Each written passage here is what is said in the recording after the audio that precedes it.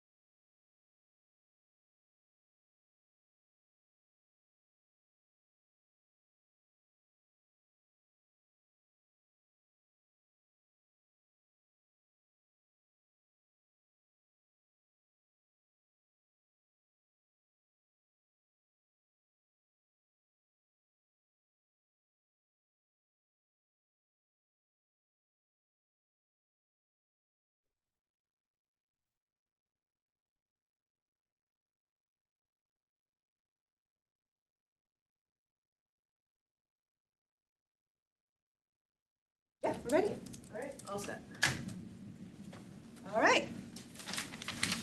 Welcome to the Board of Selectpersons special meeting. The date is Tuesday, June 23rd. I'm First Selectperson Christine Vitale, joined by Selectperson Marcy Spollier, and Selectperson Brenda Kupchik is joining us via Zoom. Ask you to all please rise for the pledge. Mr. Batiste, will you lead us in the pledge?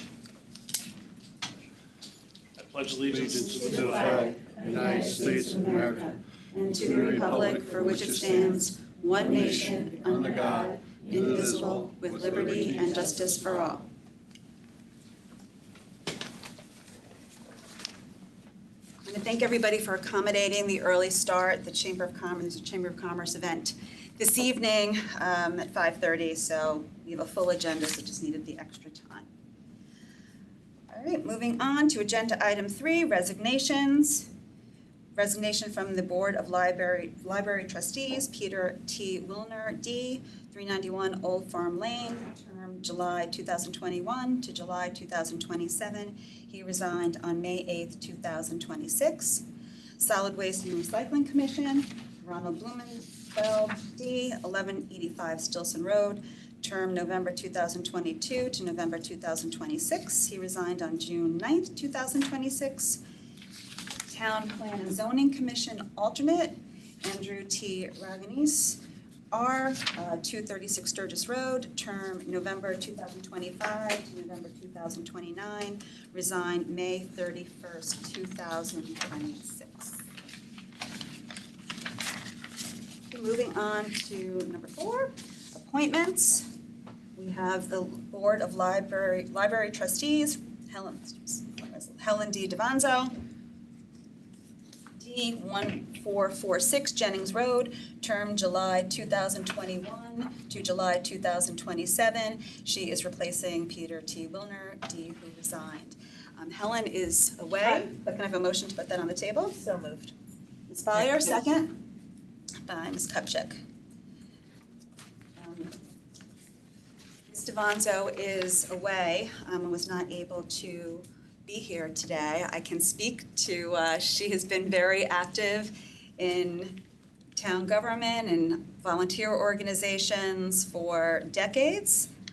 Highly recommend her to fill this position. Any questions or comments? She's definitely not new to town. Not new to town. Any public comment? Seeing none, all in favor?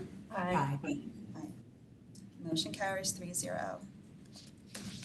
Fairfield Arts Commission, Kristen E. Bagley U., 421 Woodhouse Road, term June 2026 to June 2029. She will be replacing Samuel Cargill R., who did not seek another term. Can I have a motion? So moved. Second. Seconded by Ms. Kupchak. Hi, Kristen. Hi. Can you kind of just come up to the podium? Just tell us a little about yourself. I'm Kristen Bagley. I'm relatively new to Fairfield, but have been very active in the Fairfields Arts Commission. It's something that I'm passionate about. And after working on a few initiatives, I want to get more involved. So I'm really honored to be kind of nominated or selected for this. Thank you. Any questions? Thank you. Any public comment? Seeing none, back to the board for a vote. All in favor? Aye. Aye. Motion carries. Thank you. Thank you. The Arts Commission is doing a lot of exciting work. Yeah, it's very exciting Adding times. to our cultural district, so it's Hopefully, exciting. hopefully you're going to see everybody over the town green on Saturday. I apologize in Hey, Brenna. advance that I'm not going to be able to make it. My daughter's bridal shower is that Okay. day. Full disclosure. Next event, thank you. All right. I would have, but. All right, moving on to Town Planning and Zoning Commission alternate. I'm not sure if she's on. She may not have known. I'm gonna make a motion to move this to the end of the agenda. Can we make a motion to that? Why don't we just not move this forward, and if we see her pop on, if that's all right with both of you? I think she Is said she on? that, she said that she will be here in about 15 minutes. All right, so we will, we'll keep an eye out on this. We won't move this agenda item forward yet, and when she pops on, we will move forward on voting on the Town Plan and Zoning Commission alternate. All right, moving on to agenda item 5, first select person appointment, South Central Connecticut Regional Water Authority Representative Policy Board. I'm putting forward Jill S. Vergara, D., 271 Old Post Road, term July 1st, 2026, June 30th, 2029. Now that Aquarian has been purchased by the RWA, that sale has moved forward, and municipalities are required to appoint a representative to serve on the Representative Policy Board. This is a first select person appointment. It required RTM approval, and given Ms. Vergara's legal background, knowledge of this town, knowledge of our challenges and our strengths and her ties to the community, I thought that she would be a wonderful person to be representing Fairfield in this capacity. And thankfully, the RTM agreed last night. So I just wanted to let the board know Ms. Vergara is here. If anybody has any questions for her, give you the opportunity. Ms. Vergara, if you'd like to say anything, you're welcome to, but otherwise, just thank you for being here. All right. Any questions? Seeing none, all right. Jill, thank you. You're welcome to stay. You're also welcome to go on with your afternoon. All right, for agenda item number 6, Mr. Cattell is here. He was going to present, but he received some new information on this and is not ready to move this forward today. So we're just going to move past this, or I guess we can put it forward to a motion to postpone if the board would rather do it that way. We don't have a date certain yet. But it's coming. Well, why don't I do that? I'll put it on the table. We do that at special meeting. We can do it at our next meeting. There's no, right, there's no, No meeting, or we could just pass it over and not take any action on it. Either way. Why don't we do that? We'll just leave it, we won't move it forward. And Mr. Cattell, when he's ready to put it back on our agenda, he'll let us know. But just a heads up that this will be coming back to us when he's ready to move it forward. Thank you. Thank you. All right, moving on to number 7. We have the Chief of Community Services, Parks and Recreation Director, Mr. Calabrese, to hear, consider, and act on approving an Urban Act grant agreement between the town of Fairfield and the State of Connecticut Department of Economic and Community Development in the amount of $2,500,000 to support the Adaptive Recreation Center project. So moved. Can I have a second? All right, Ms. All Kupchak? right. Calabrese. Good afternoon, everybody, and thanks for having me. This is more of a formality than anything, but I think you all have already heard that we were the recipient of $2.5 million for this grant. This has been bonded by the State Commission, voted on August 1st, 2025. Just as a procedural matter, we have to accept this money. So that's what I'm here today to do for our adaptive recreation building, is hopefully accept $2.5 million from the state. So thank you in advance. Thank you. Any questions for Mr. Calabrese? Anthony, can you give us a quick, just how it's going in terms of, work is being done?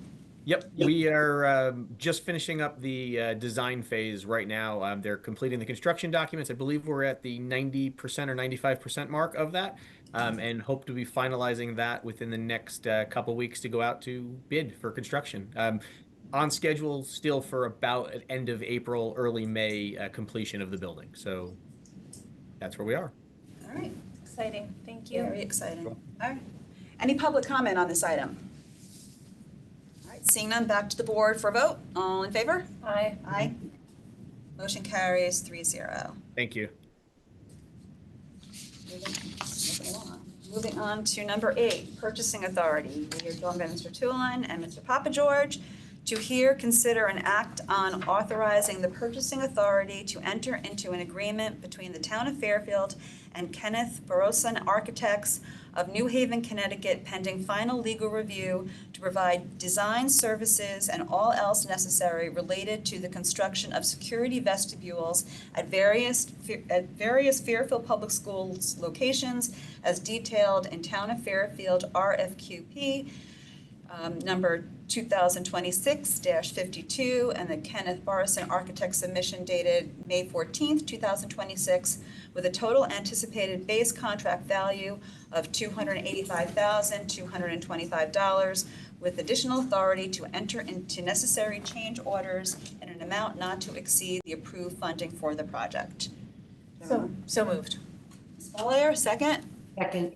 Ms. Kupchak? Second. Good afternoon. No, sorry. All right, why don't you start us off, and then we have Mr. Papageorge to answer questions. All right, thank you. This is Adam Tulin, Director of Purchasing.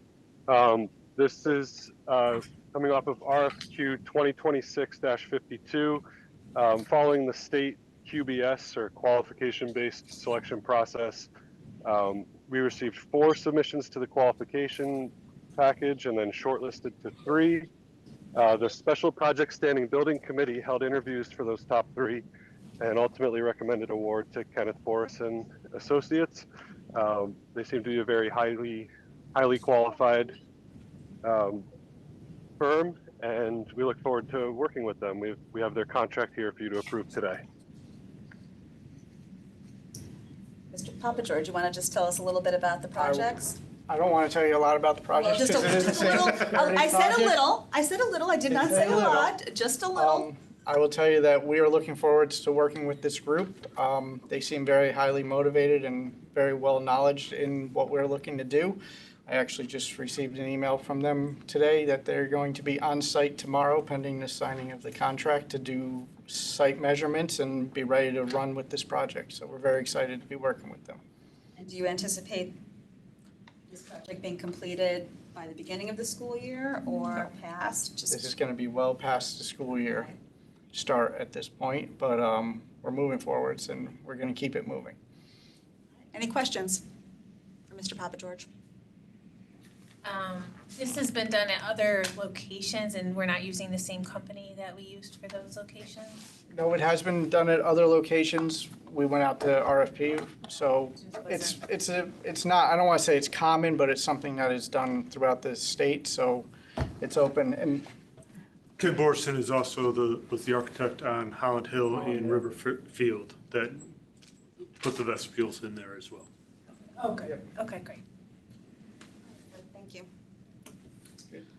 All right, any public comment? Seeing none, back to the board for a vote. All in favor? Aye. Aye. Motion carries 3. Thank you. All right, moving on to number 9.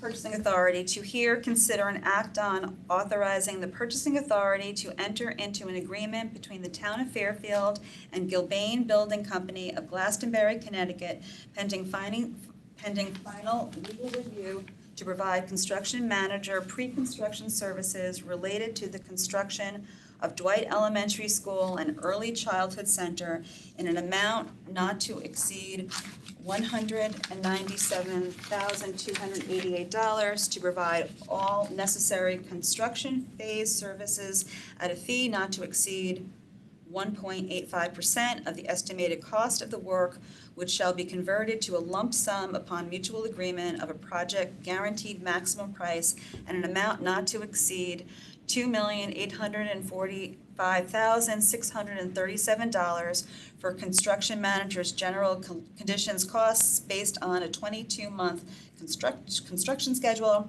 and all else necessary as detailed in Town of Fairfield RFQP 2026-49 and the Gilbane submission dated May 4th, 2026, with additional authority to enter into necessary change orders in an amount not to exceed the approved funding for the project.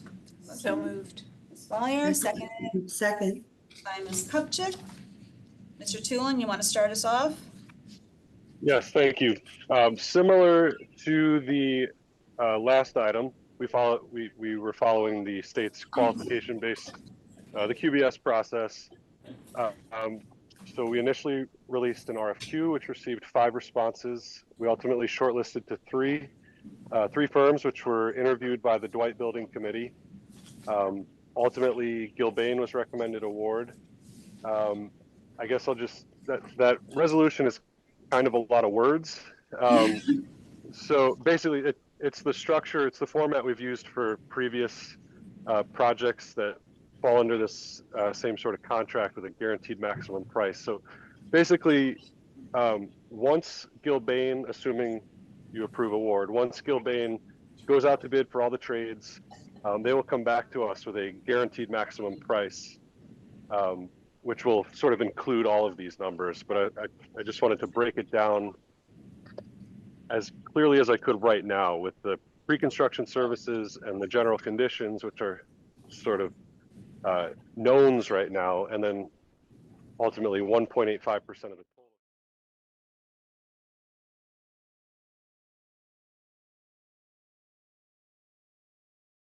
To get your authorization to enter into this contract, and Mark Schweitzer from Colliers is here to answer any questions, as well as Angeles. My face underwater. Thank you. Any questions for Mr. Tulin or Mr. Papageorge?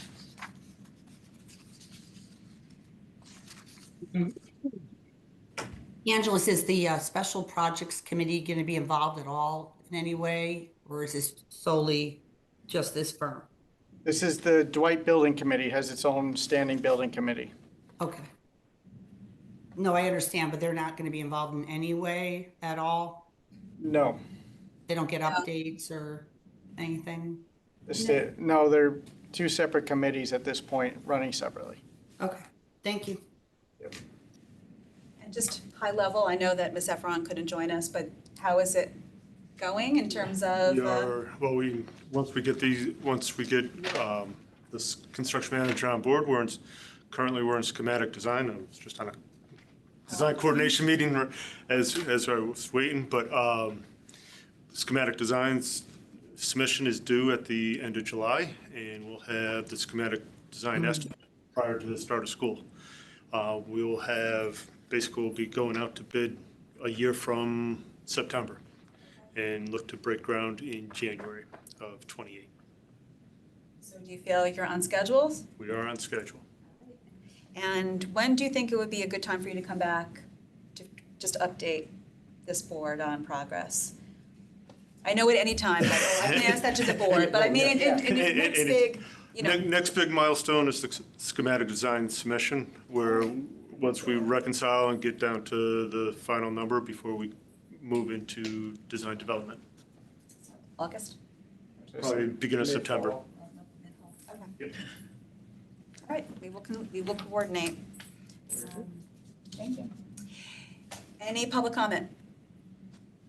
Seeing none, back to the board for a vote. All in favor? Aye. Aye. Motion carries 3-0. All right, moving on to number 10. To hear, consider, and act on authorizing the purchasing authority to enter into an agreement between the town of Fairfield and Catalyst of Alpharetta, Georgia, to provide an e-payment system and all necessary implementation services related to the town's municipal permitting system as specified in the Catalyst proposal document dated June 1st, 2026, for an initial term of 60 months with additional authority to enter into renewals on similar terms and conditions. So moved. Ms. Follier, second. Ms. Kupchak. All right, Mr. Kulan. Yes, thank you. Honestly, I don't have a whole lot to say about this one. This is related to the municipal permitting software.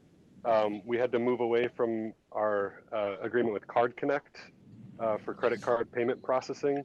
This is a zero cost to the town. This is something that when people make payments, it gets added on to their permit fee. Although I believe the health department might actually eat the cost, but it's relatively small dollar, and the rates are actually comparable and in some cases better than what Card Connect was charging in terms of ACH fee versus a credit card fee versus an Amex fee. So we're just looking to move forward with this to keep the municipal system moving forward. Any questions? So will people in town notice the difference on their front, or will this just be background, like? As far as I know, this is very much background. People will go on Municity to make payments, and this is just sort of behind the scenes, the actual processing of the credit card. Oh, great. Thank you. Ms. Kupchak, any questions? No. Okay. Any public comment on this? Seeing none, we'll bring it back to the board for vote. All in favor? Aye. Motion carries 3-0. Moving on to number 11. Oh, sorry, thank you. No, I saw her and then I just totally. All right, we are gonna go back to agenda item 4C, Town Plan and Zoning Commission alternate appointment. Judith M. Zablock? Okay. Thank you. Republican, 309 Marlborough Terrace, term November 2025 to November 2029, replacing Andrew T. Raganese, who resigned. And would you like to come up and just tell us a little? So moved. Oh, sorry. Ms. Follier, seconded by Ms. Kupchak. All right, welcome. Thank you. Can you just tell us a little bit about yourself? Come up to the podium. Come up to the podium, introduce yourself. Just tell us a little bit why you want to serve on this very important Well, first of all, thank you for having me and thank you for your votes. I really appreciate it. I've been active in the town that I've lived in one way or another for the past 40 years. So I started in Stratford in the late 80s, and I was an elected zoning commissioner there. And then moved to Trumbull, then moved to Fairfield, and, you know, I've been here for quite a while, about 20 years, give or take a little year off. But I'm also in real estate. I've been in real estate for over 40 years. I'm licensed in Connecticut and New York.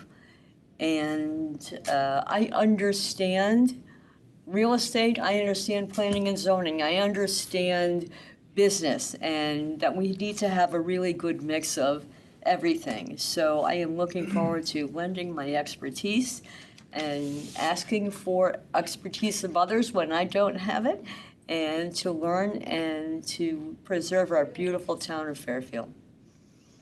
Thank you for stepping up and for volunteering. I think you'll be a great addition to this board. Just for the public, we received a letter of recommendation from the Fairfield Republican Town Committee supporting your nomination. A letter from the Vice Chair, Alexis Harrison, is included in the backup. Any questions? I just have a quick question. You're aware that of the time commitment, because it's a pretty time-inclusive board, so just making sure that you're able to attend all those meetings. I'm aware of, I'm sorry, I'm not catching you. You're able to go to all the meetings that are like. I understand they're on. It's a big time. Tuesdays, and there's, you know, we could be looking at weekly or. You mean more than we do. Yeah, you mean, and longer, most likely. Okay, yes, I understand the commitment, and if I can't personally come, if I'm tired, I know I can do the Zoom, but Yeah. essentially, no, I am just as an important member as the commission. Absolutely. The alternate is needed when you need it. They have to be there and they have to be in the know. So yeah, Right. I'm there. I'm completely on board with that. Thank you.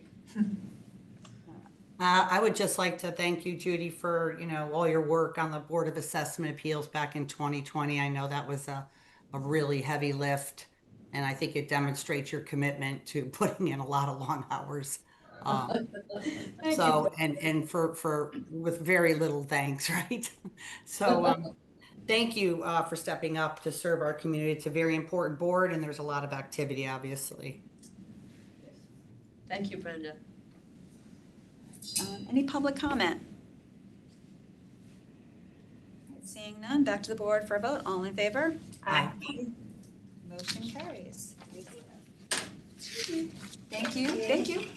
Go get you sworn in?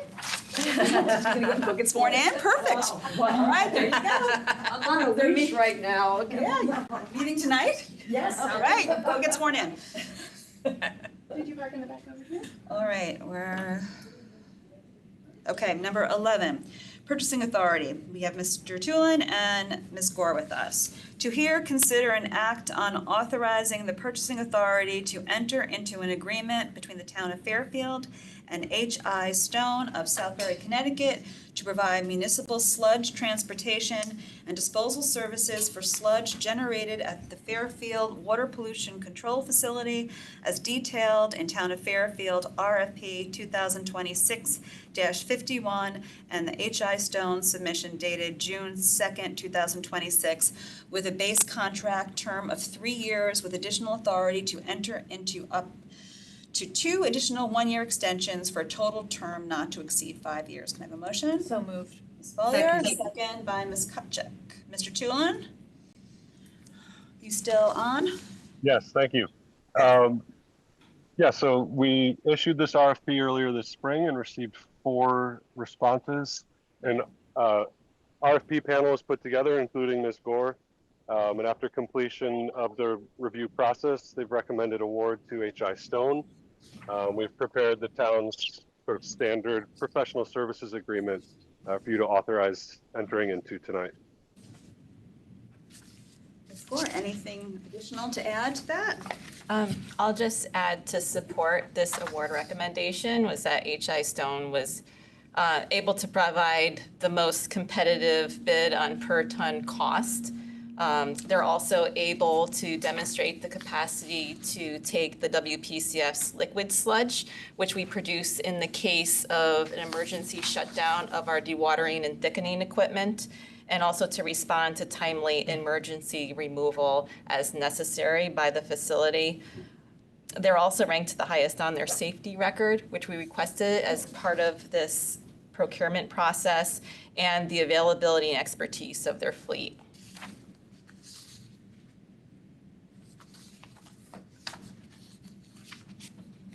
How often are they transporting? Are you running right now? We are disposing, we're actually using HI Stone services right now under the emergency bid waiver, and they are hauling for us 4 times a week on average. So about 100 tons per week they're transporting for us. Stone also provides these services for Town of Greenwich. Town of Greenwich was one of their references. And Greenwich is very similar in size to Fairfield's operations with similar generation of sludge. Any questions? All right, any public comment? Seeing none, back to the board for a vote. All in favor? Aye. Carries 3-0. All Thank right, you. thank you. Moving on to number 12, Purchasing Authority. Mr. Tulin, again, busy agenda for Mr. Tulin this week. And Mr. Minder. To hear, consider, and act on authorizing the Purchasing Authority to enter into an agreement between the Town of Fairfield and Northeastern Tree Service of Cranston, Rhode Island, to provide tree removal services and all else necessary on an as-needed basis as detailed in Town of Fairfield bid 2026-59 and the Northeastern Tree Service submission dated June 3rd, 2026, with a base contract term of 1 year and additional authority to enter into up to 4 additional 1-year extensions for a total term not to exceed 5 years. Can I have a motion? So moved. Ms. Follier, second by Ms. Kupchak. Mr. Tulin? Thank you. Yes, it's been a busy spring getting bids and RFPs out, but yeah. So this is just essentially just an on-call bid for the tree warden. It was just time to go back out to bid. So Northeastern has been recommended for award. I guess I'll just mention we had initially been looking to award to 2 firms to have 2 companies on call, but the other firm ended up backing out before I could bring the contract to you guys. So we are happy to move forward with Northeastern. Their pricing is seems right, and we have prepared the same sort of standard Town of Fairfield professional services agreement for you to authorize tonight. Thank you. And we have Mr. Batiste, who I guess can report out and answer any questions for Mr. Minder. Yes, so Jeff couldn't be here, so I'm filling in. I don't have too much to add other than what Adam already said. Just the from a contract value, we put aside about 85 to 100,000 in tree removal each year. So that's what you're looking at here for this. As he mentioned, we were trying to get more than one vendor on board. One of them backed out, and then the other one was unwilling to provide the insurance requirements we have. So this vendor is our current vendor as well, so we're familiar with them. Any questions? Do we ever do this in-house? Well, we have our own tree crews. We don't typically use them to fall trees as much. It's more like the maintenance and constant pruning we do in-house. So this supplements our crews to take down some of the larger trees. Ms. Kupchak, any questions? Thank you. Hi, Frank. Hey. So you're saying we've used them before, but like if there's an emergency, they are far away. They've always been they've been efficient in responding? Yes, and we do have another on-call Asplund that also supplements our crews regularly as well. Okay. That's a separate contract, so they're the ones who are they'll send a crew, they're local, to help us with that. Yep. That's helpful. Thank you. Yep. All right, any public comment? Seeing none, back to the board for a vote. All in favor? Aye. Motion carries 3-0. Thank you. Thank you. Moving on to number 13, Parking Department Manager. To hear, consider, and act on approving a lease between the Town of Fairfield and Trinity Episcopal Church for the term commencing July 1st, 2026, and continuing for 5 years, ending on June 30th, 2031. Have a motion? So moved. Ms. Valier, Second. seconded by Ms. Kupchak. Hi. Hello, how are you? Good, how are you? Thank you. Thank you.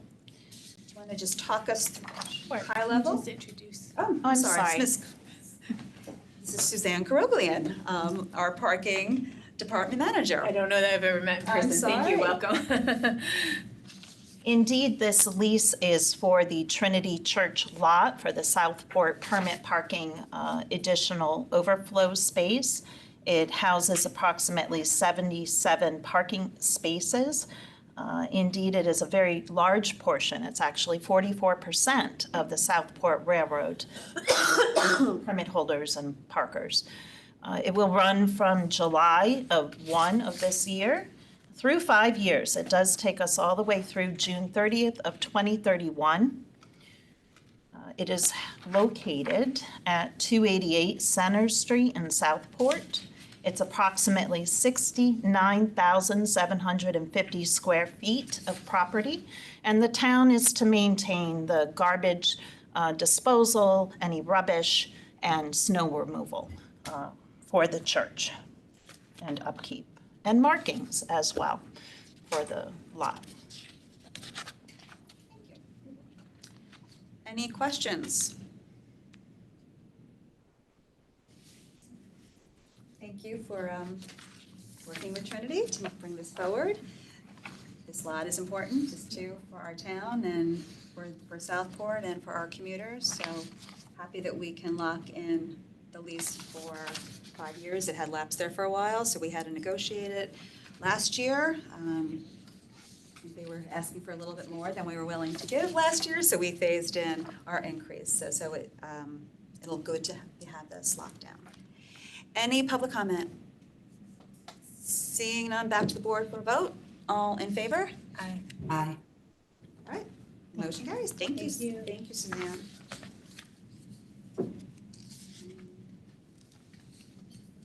All right.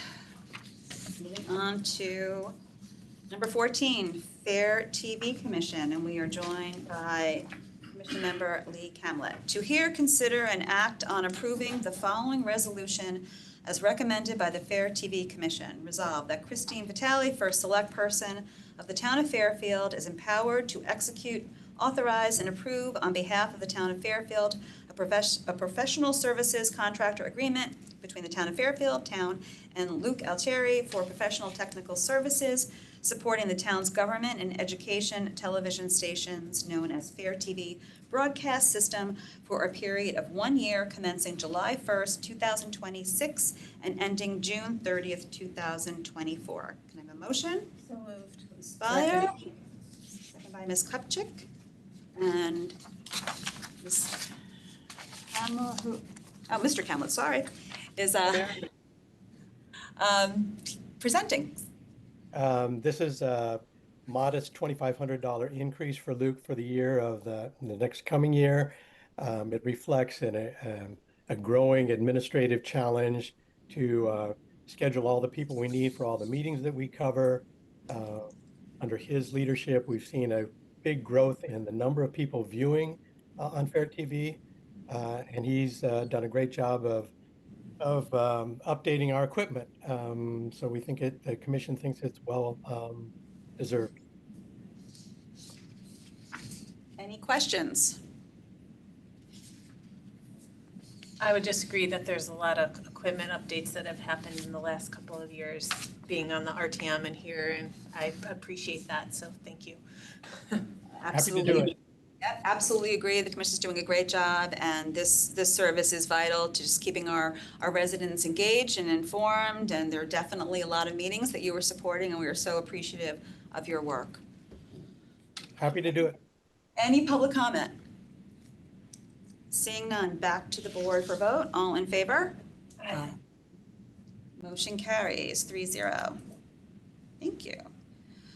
All right, moving on to number 15. We have Mr. Batiste, our Director of Public Works, who is going to give us an update on the quick build demolition demonstration project. It says demolition, but it's really. Thank you. So I have a little presentation here I'll share.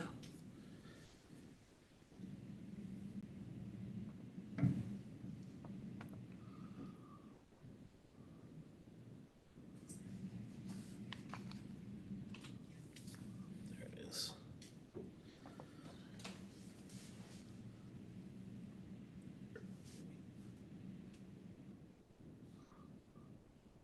There we go. So thank you. As you mentioned, I'm Frank Batiste, the Director of Public Works here. I'm going to give an update on our quick build demo projects we're doing throughout town. So the idea behind these is we're advancing our complete streets through demonstration projects. This supports our complete streets policy here in Fairfield, as well as our Vision Zero goals. The main goal is to improve safety and accessibility and comfort for all roadway users. And we're able to use these quick build projects to test improvements before making an investment in permanent changes to the roadways.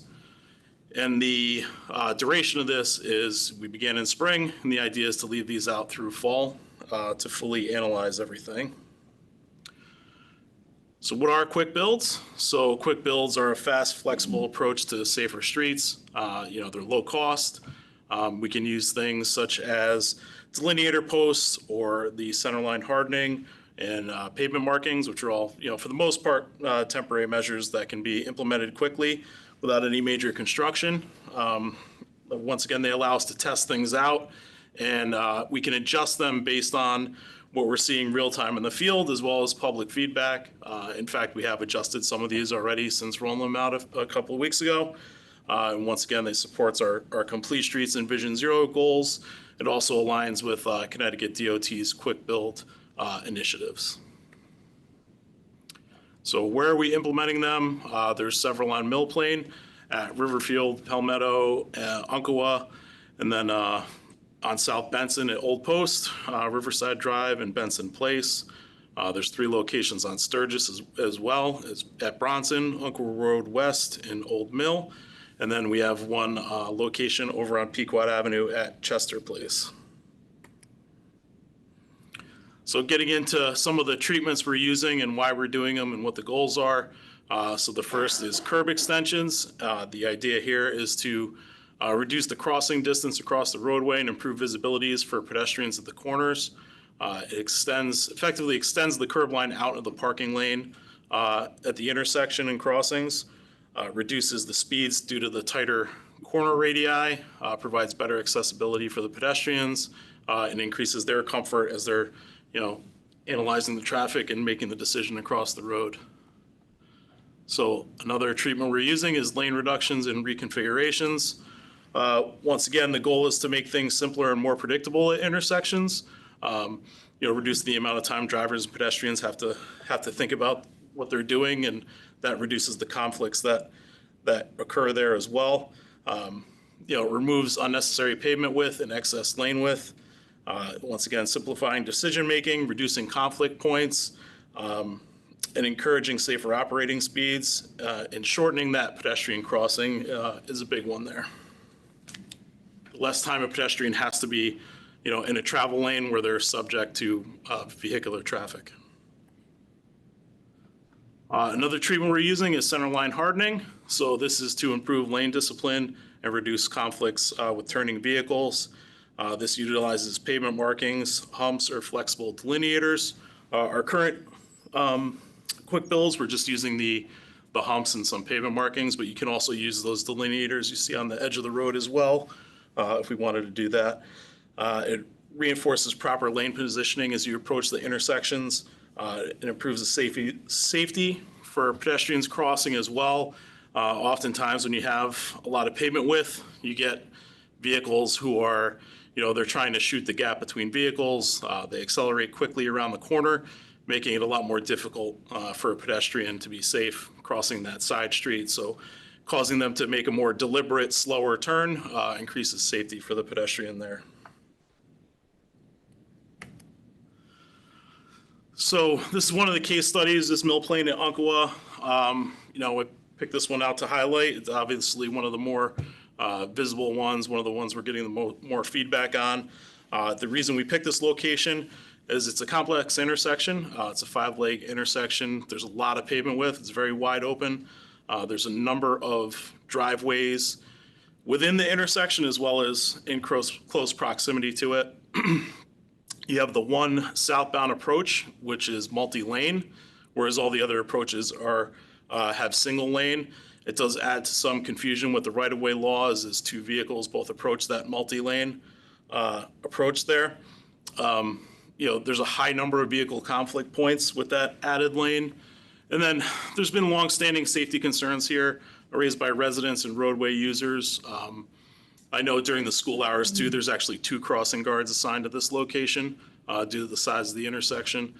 And there's a long, about 70-foot pedestrian crossing along that it's the north side of Mill Plain, the southbound approach there, where pedestrians have to cross quite a distance where they're in the roadway exposed to vehicles. And it's obviously close proximity to a number of schools as well. So some of the expected safety benefits are, it does shorten that pedestrian crossing, as I've mentioned a few times now. It allows pedestrians to cross kind of one travel lane at a time as opposed to that multi-lane approach where you're now crossing, three vehicle lanes there. It eliminates the side-by-side vehicle alignment on that southbound approach, reducing the conflicts there. And then once again, I personally witnessed a number of times that right-of-way confusion as, someone might already be in one of those southbound lanes, another vehicle approaches another way, and then you have the second car pull up along the southbound vehicle there, and it's just confusing as to who gets the right-of-way there.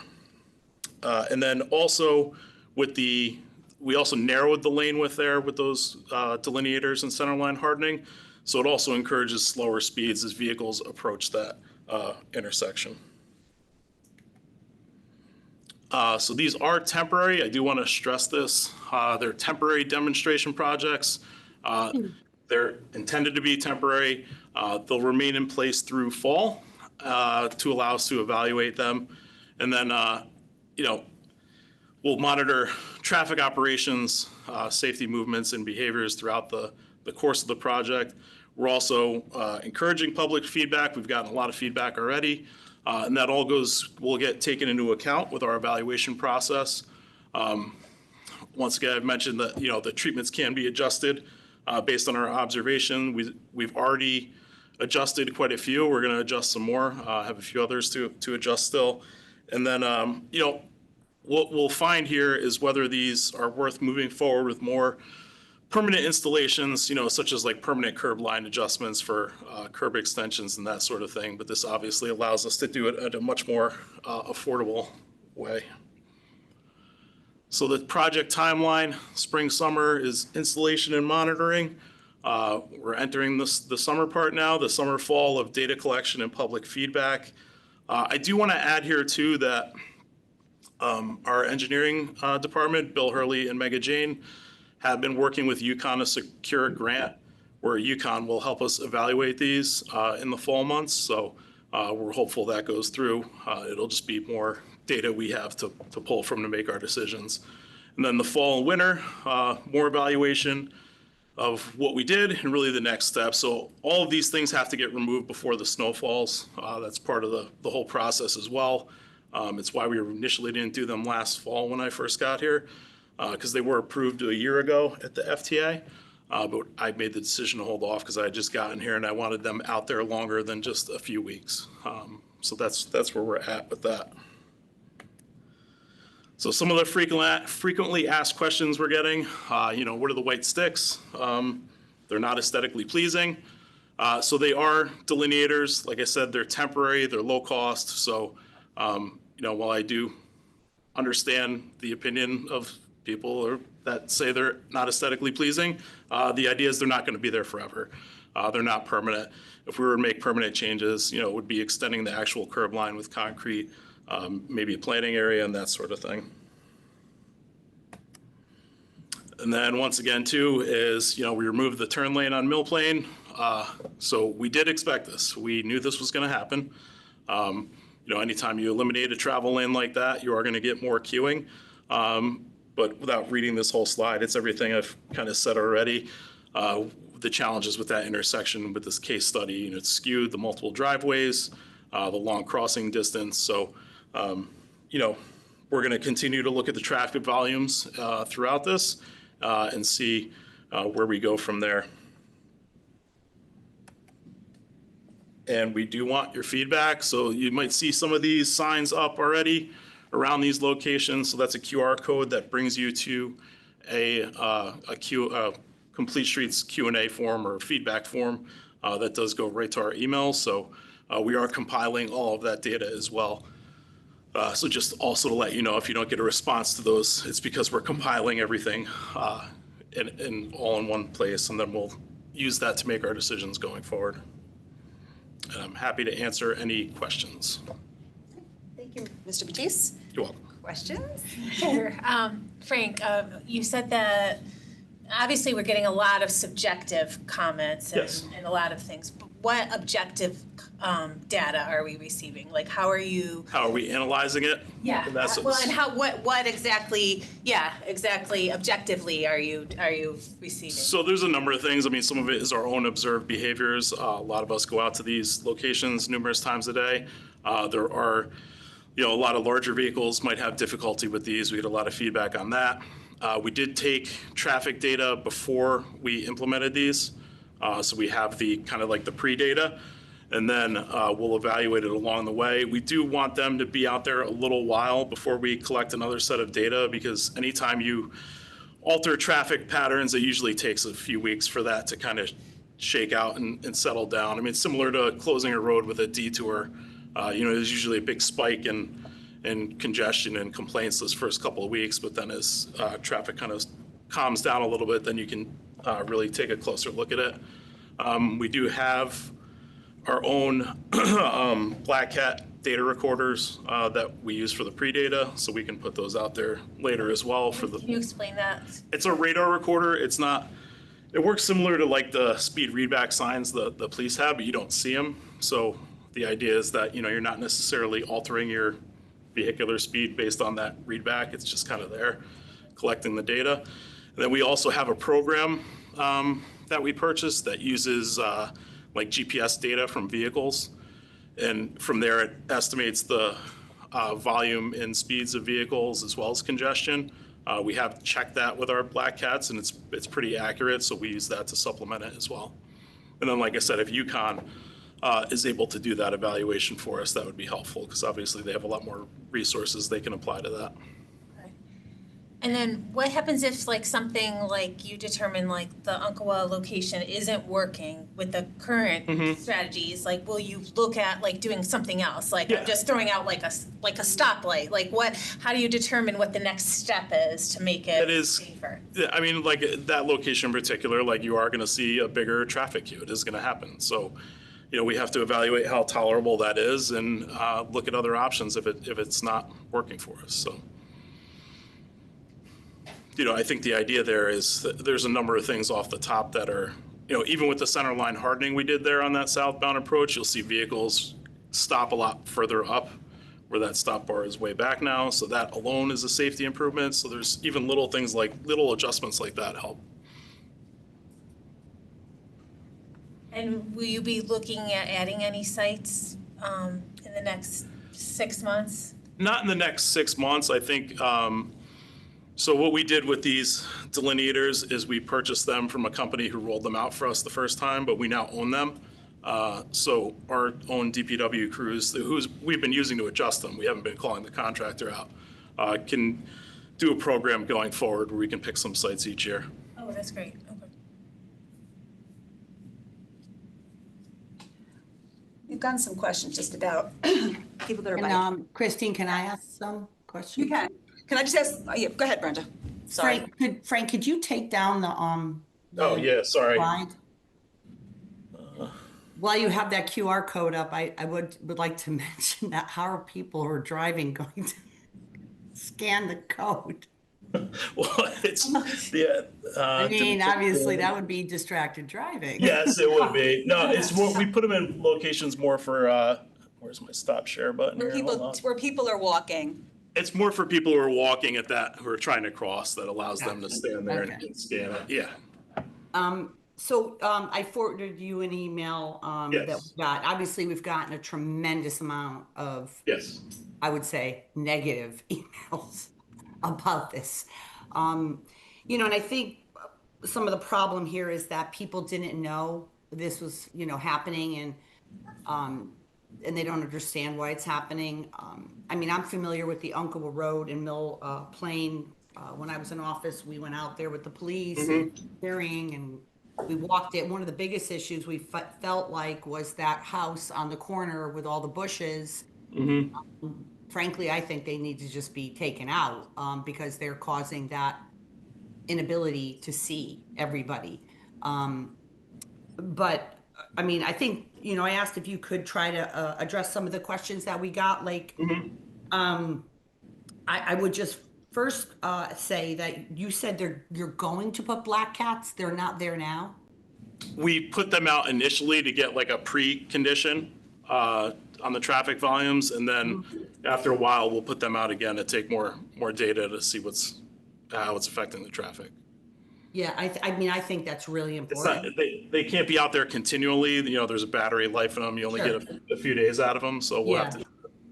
I think you'll need those. I mean, listen, I don't travel that area that much, but I have traveled it since these things went up, and I mean, that traffic was all the way up to Riverfield, and that's, you know, I would imagine a lot of side streets are going to be flooded out. You know, people are going to start trying to avoid, and I'm just not sure that's so hot. And I've heard, you know, you saw, I tried to forward you some of the emails that came to the board so that you could take a look at them. But I mean, even, you know, one of the concerns is heavy trucks that usually go down the Post Road where the majority of our pedestrians are, you know, they usually will cut and go down Old Post Road, which is a good thing because they stay away from pedestrians.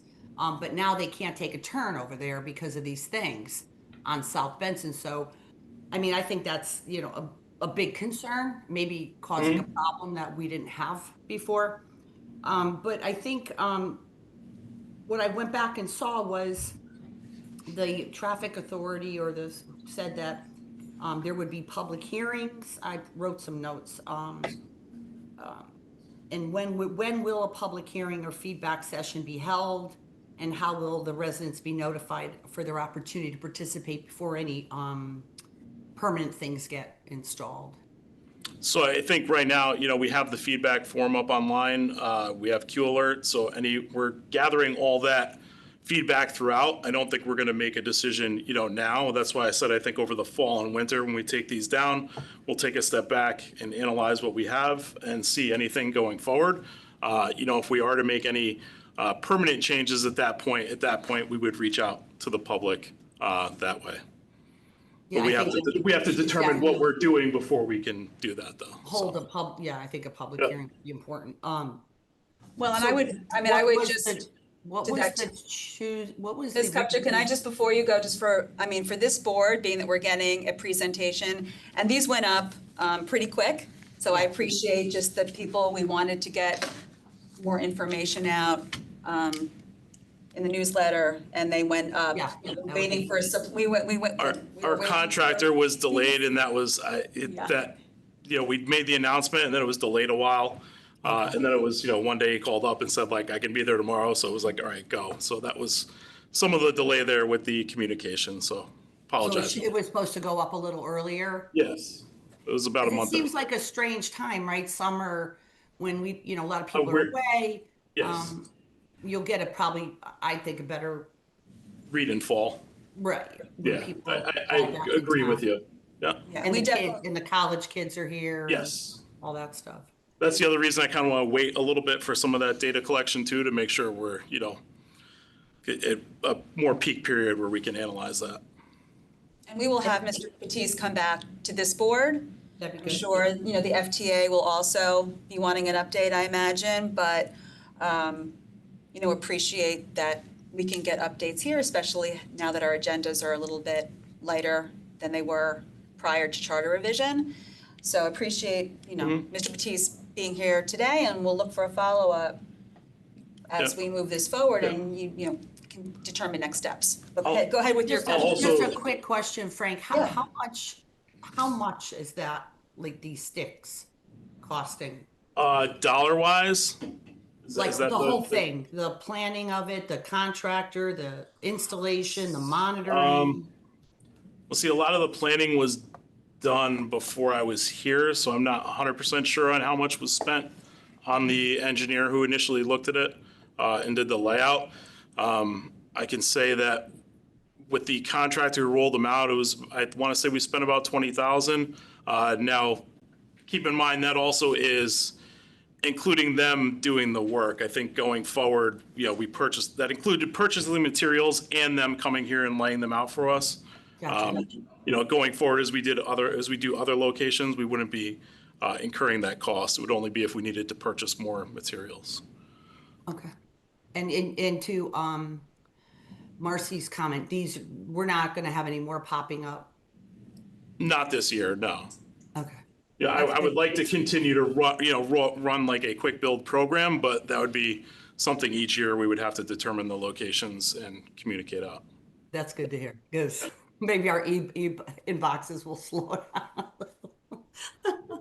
Well, we're also in the process through the Safe Streets for All, you know, grant Yes. right now, that there's a survey open for town residents to give feedback on areas of town that they're concerned about, where they think that there could be safety improvements, or areas of town that they feel safe walking.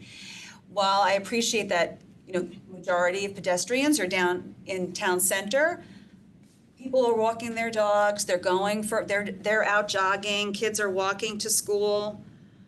So it would be good to hear from our residents. So in addition to the scan for the quick builds, also to fill out that survey, so resident feedback from the start is driving some of this decision making. Yeah. And I will also, I just want to say earlier too, I was still working on the presentation today. I'll make sure this gets up on our website too, so all this information stays out there. It's not just lost in this meeting. Can I quickly ask, Christine, Frank, on Mill Plain, you painted like 2 lanes on the sides? Like it's like almost, there's 2 lanes? It's like it's a buffer area. Why is there 2 though? It just gives more buffer to someone who's running or biking in that shoulder area. Okay. It's just more visual, and it narrows the travel lane, which slows vehicle speeds as well. Okay, thank you. Yeah. And we have, just for the board and for the public, we have been including just information on these quick builds in the newsletter. Mr. Batiste has his own little section that he can provide updates as a way of just educating the public.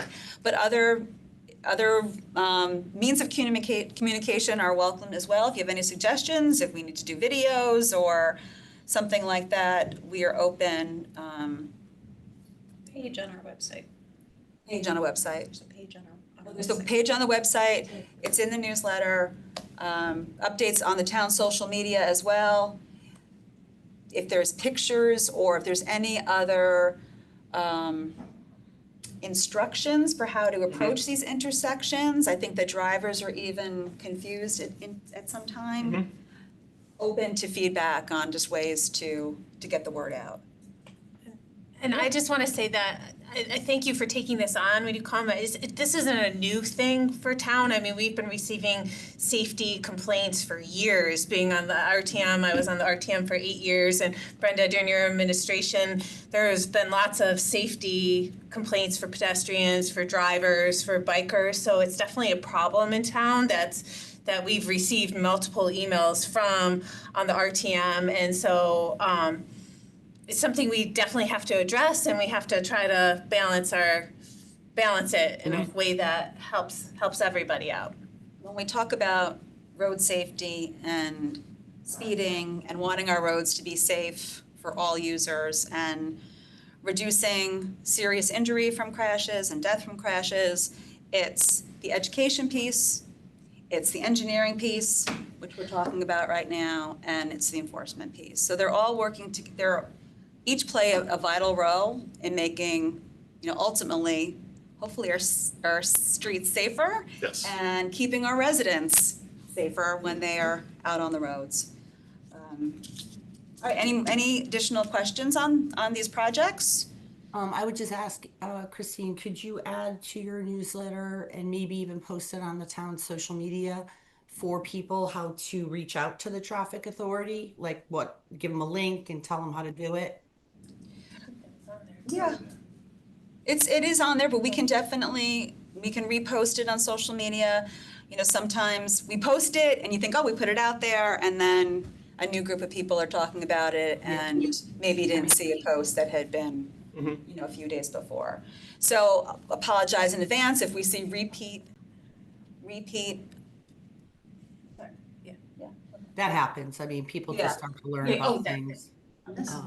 Okay. I mean, we had a lot of, people who drive bicycles who wrote to us. Yes. You probably saw who said Yeah. that they think these things are dangerous to them. So Those were. we got to be yes, sorry. careful we're not creating an issue that's causing people to be less safe. Correct. Those were some of the first ones we adjusted on Mill Plain. We got some feedback that, was inhibiting the bicycles in the shoulder area there. So we actually took those delineators that were kind of in the middle of those and moved them back towards the curb to open up the space a little. And I think we have to do that at a couple other locations too. So that's why I said we're still moving them around, and there's a few other ones we have to adjust. So it's ongoing. Gotcha. Thank you. Any other questions? No. This isn't a voting item, but I do see some members of the public have joined. So if anybody would like just to give public comment, it's not a Q&A, but if anybody wants to give public comment, we will give the public an opportunity.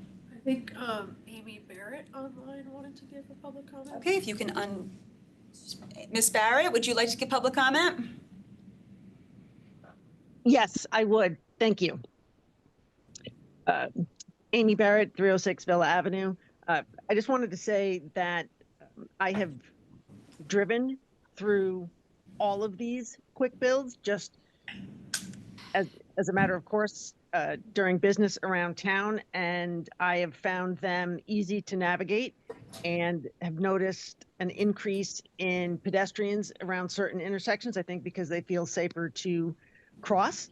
So I am fully in support of these various quick build projects, however they eventually get implemented. But I did have one quick question about the data collection, because I know Black Cat data isn't subject to FOIA. We just get a report from the police. Frank, you said that the DPW also has some measuring tools. Will that data actually be available to the public? Because I know there's been a big call in general for data supporting the various initiatives, whether it be these quick builds or the speed cameras and whatnot. Yeah, I mean, we can provide a report, yes. And then if UConn's able to do that study for us, that'll be helpful because it'll be a more formalized report with probably a lot more data to report out, just with their resources, so. Great. Okay, I think that will make a lot of people very happy when that's available. Yes.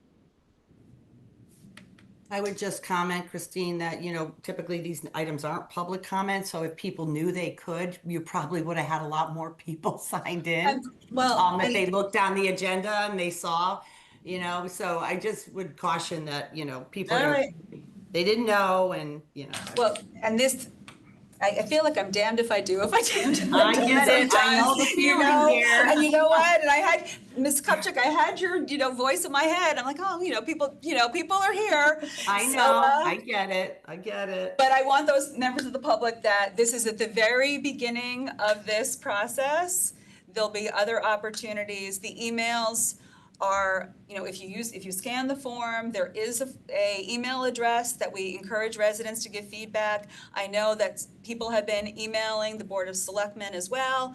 Those emails are also being shared. I would ask if you can, I know there's a character limit in the form, but it would still be very helpful to submit your your comments about the specific comments in the form, just so it goes right to there's no filter between the Board of Selectpersons to Mr. Batiste and his team.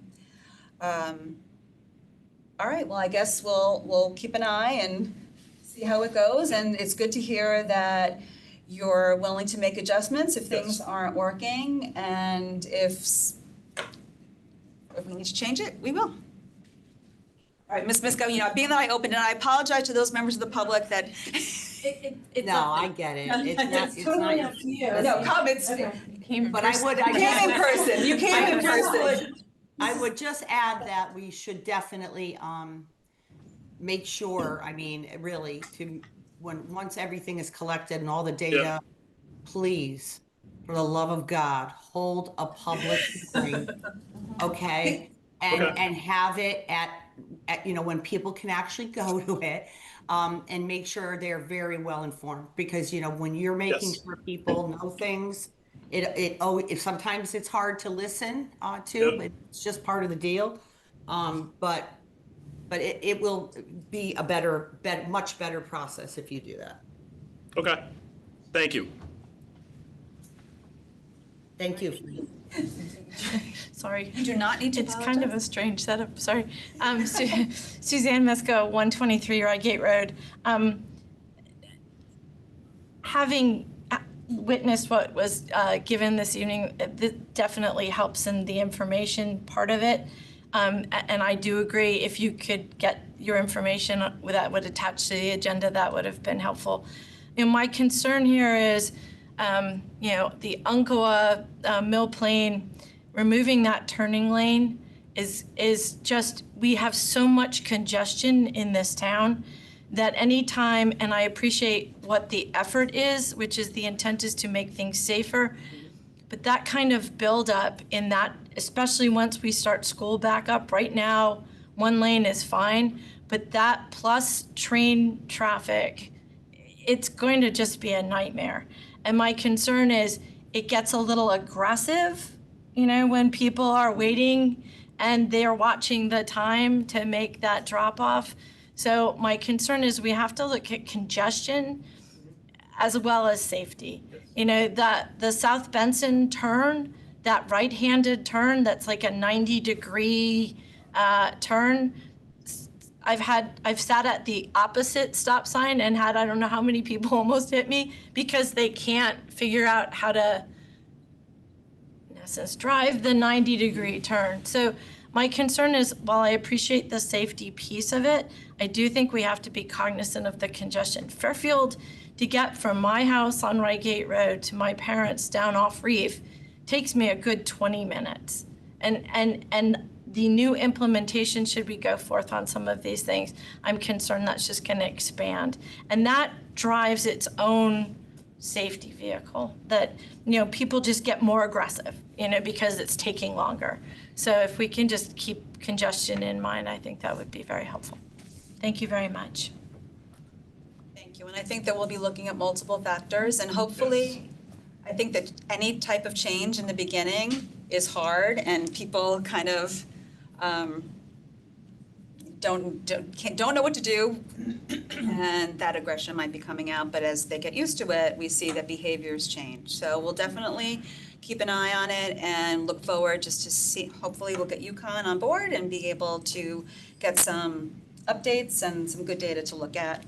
But again, this is going to be, we're in the demo phase for a few months, because we totally agree that we need school to be in session, we need to have the college kids back, we need to assess, pick up and drop off, especially in Mill Plain and Umpqua, given the schools, and it is a travel route to the train station in downtown. All right. Thank you, Mr. Batiste, for that presentation, and we will make sure that we get that up on the website and included in the newsletter. All right, we're moving on. Number 16, we are joined by our Chief of Police, Mike Paris, to hear an update on automated traffic enforcement safety devices, AKA speed cameras. Hello. Hello, Chief. How are you? Doing all right. Good. My name is Mike Paris. I'm the Chief of Police. And I'd like to say firstly that the information that I'm about to give is preliminary and subject to change. These speed cameras are a living, breathing device, and updates are posted and updated as we speak. Firstly, I'd like to thank you for the opportunity for me to speak here today regarding Fairfield's ATESD program, Automated Traffic Enforcement Safety Device Program. Over the last several weeks, the Fairfield Police Department has received significant criticism regarding the implementation of this program, and I understand that. Any new enforcement initiative that impacts thousands of motorists is going to generate discussion, disagreement, and scrutiny.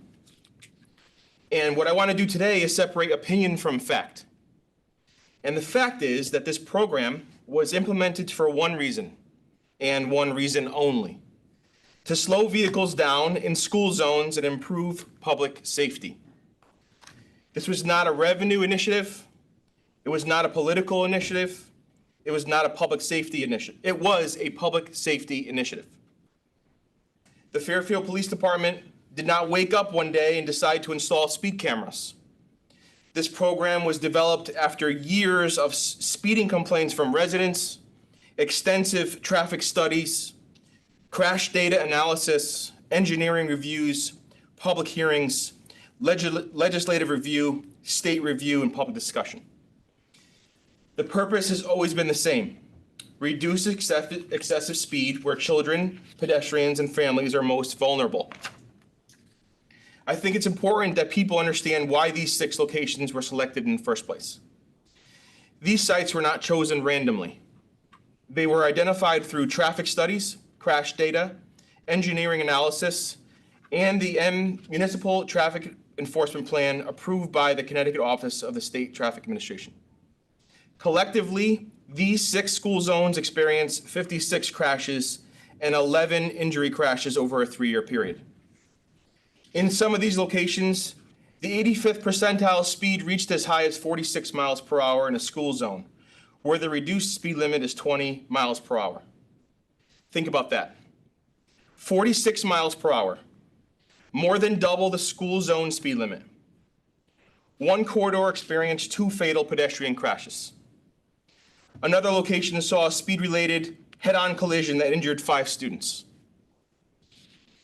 Several of these school corridors have significantly pedestrian activity, school crossings, limited sight lines, and roadway conditions that make excessive speed particularly dangerous. These are not hypothetical concerns. They are documented safety concerns. And that is precisely why these locations were selected. Not because they would generate revenue, not because they were politically convenient, but because the data showed they represented some of the highest risk school corridors in our community. The results speak for themselves. During the warning period in May, 94,173 warning notices were issued across Fairfield's 6 school zones. Those warnings were intended to educate motorists, encourage compliance, and provide every driver with a notice that enforcement was coming. Since transitioning to live enforcement, only 8,004 citations has been issued as of June 16th. Think about that for a moment. More than 94,000 warnings were issued, yet only approximately 8,000 citations followed once enforcement began. That tells me that the overwhelming majority of motorists changed their behavior. This is exactly what we hoped would happen. In fact, speed violations across the monitored school zone corridors have decreased by approximately 83% since the program began. At Burr Elementary, speeding events have decreased by approximately 85%. At Timothy Dwight Elementary, approximately 77%. At Riverfield Elementary, approximately 95%. At Notre Dame High School, approximately 79%. At Fairfield Ludlow and Roger Ludlow, approximately 88%. At Fairfield Ward High School, approximately 80%. Those numbers are not opinions. Those numbers are measurable changes in driver behavior. And that is the purpose of traffic safety enforcement. Not punishment, not revenue, behavior modification. It's important to understand who's receiving these citations. Of the citations issued to date, approximately 71% have been issued to non-Fairfield residents. 29% have been issued to Fairfield residents. This is not a Fairfield issue. This is a regional traffic safety issue affecting everyone who travels through our community. I also think it's important to remember the extraordinary steps this town took to ensure fairness during implementation. Fairfield voluntarily limited citations during the rollout period. During the first 2 weeks of enforcement, motorists could only receive one citation regardless of how many violations they passed by. During the second 2 weeks, motorists were limited to 3 citations per vehicle. Those restrictions were not required by state law. We adopted them because we wanted education and voluntary compliance to come before enforcement. In doing so, the town intentionally chose public education over potential revenue. That decision alone demonstrates the purpose of this program. If this program was about revenue, we would not have issued 94,173 warnings before issuing a single citation. The goal was never to issue as many citations as possible. The goal was to change driver behavior. And the data shows that is exactly what is happening. I also want to address the process. This program did not happen overnight. It went before the traffic authority. It went before the police commission. It went before the RTM. It went through the budget process. All of these are public hearings. It underwent review by the Connecticut Office of the State Traffic Administration, a scrutinous review. It was publicly discussed, debated, revised, approved, and ultimately implemented through every required legal and governmental channel available. The public had notice. Elected officials had notice. Town boards and commissions had notice. Questions could have been asked at every single stage but that process existed specifically for that purpose. Reasonable people can disagree about policy. It's healthy, and I expect it.